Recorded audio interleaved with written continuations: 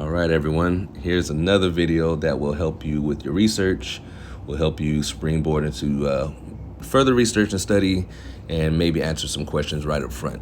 With everyone now searching more and more about who the real Shemitic people are, what a real Shemite is, and what a Hebrew is, what a Israelite is, what a descendant of the kingdom of Judah is, one place outside the Bible we can go to is maps. We have a lot of reading to do in different records, but a map is a good way that often gets overlooked. I like to go on Stanford University's version of the Negro land map. If you haven't looked at the Negro land map or haven't heard of it, I hope you do this on your own. I'm going to go through it quickly, but you can just Google Stanford University Negro land map. And first at the top here, you see it says maps of Africa. So it's not a map of Europe, it's not a map of Asia, it's not a map of quote unquote Middle East, but a map of Africa. So that's important. And who made the map? Emmanuel Bowen in 1767. So who is Emmanuel Bowen? Because you might think, we're making this up or Stanford just got this out of nowhere. Well, let's look up who Emmanuel Bowen is. I normally don't like Wikipedia, but it's a quick place to give you other sources to look. And most people know how to use Wikipedia. So I'm going to read a little bit. Emmanuel Bowen was a Welsh map engraver. He died actually in 1767, the same year that this map is published. Going back to what I'm reading, Emmanuel Bowen, Welsh map engraver who achieved the unique distinction of becoming royal map maker to both King George II of England and Louis XV of France. So that was, that's pretty amazing to become such a great map maker that you become the royal map maker to two leaders. Continue reading. Bowen was highly regarded by his contemporaries for producing some of the largest, most detailed, and most accurate maps of his era. So what era again? 1767. So let's go back to the map itself. Excuse me.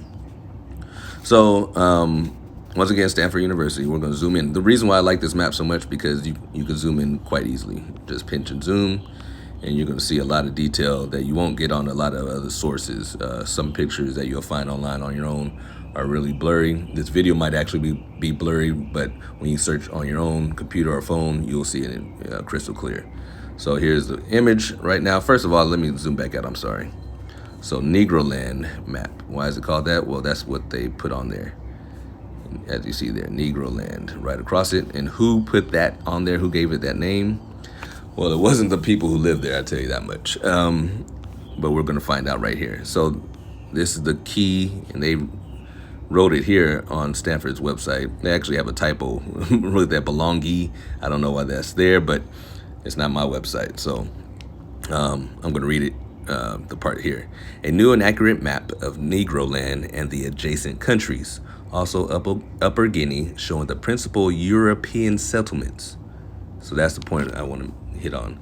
The principal European settlements, and distinguishing which belong to England, Denmark, Holland, the sea coast, and some of the rivers being drawn from surveys and the best modern maps and charts. Excuse me. So we see that it's a European map. It's not a Hebrew Israelite map.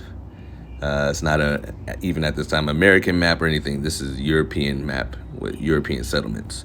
So they could have called these places whatever they wanted to, but they knew who was there, and they put it on their map.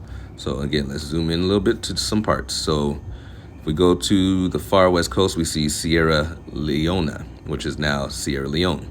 As we know, you look above that, you see Mandingo, Kingdom of Bituni. We're going to zoom around a lot real quickly. Here's a bunch of other kingdoms, as you see on your screen. Kingdom, they abbreviate it all different types of way. KINGD. Sometimes there's this KM. You'll see a lot of abbreviations, and you might think, well, see, there's a KM Bituni. So those are all different abbreviations for kingdom. Abbreviations weren't a big focus apparently here, because even the map maker, it says by Eman, abbreviation, Emmanuel Bowen. So don't get caught up on abbreviations. All right, so Sierra Leone, then we have what they consider Negro land as a whole, then Upper or Proper Guinea. Excuse me. But below that, we see these sections that are on the map. And you'll see here it says Grain Coast. So who made these maps again? Europeans, right? So what could they get from this coast? Well, they could get grain. And you see different kingdoms within there, and different lands, and different images of what might be there. So you see fields there, and then you see mountains on this next one. But what coast is this? This is the Tooth Coast. Tooth, ivory, they can get ivory from that area. Ivory Coast you heard of. We have next the Gold Coast. What do you think they got from there? That's right, gold. And you see the various kingdoms in there. Next we have Slave Coast, where they got slaves. Yeah, I don't know what else to say. And then when you look right above that, KM of Judah. So what kingdom is that? The kingdom of Judah.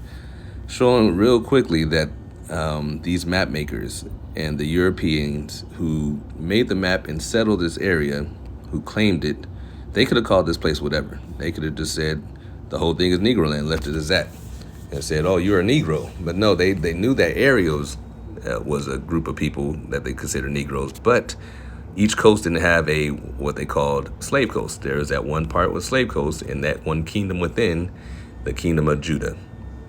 So let that be a starting point when people try to say, oh, you guys are black, you're Africans, you have your own heritage. You don't have to take the Hebrew heritage. We don't have to take it because it's ours, first of all. Secondly, the European settlers knew that, and we have been put under a blindness to not know it. But now is the time of light. Now is the time of research. We have the time to look it up ourselves, and I hope you will. Let this be, again, the starting point for your own research, your own discussions. Another good place to look at is the book From Babylon to Timbuktu. You can get that on Amazon and look that up yourself.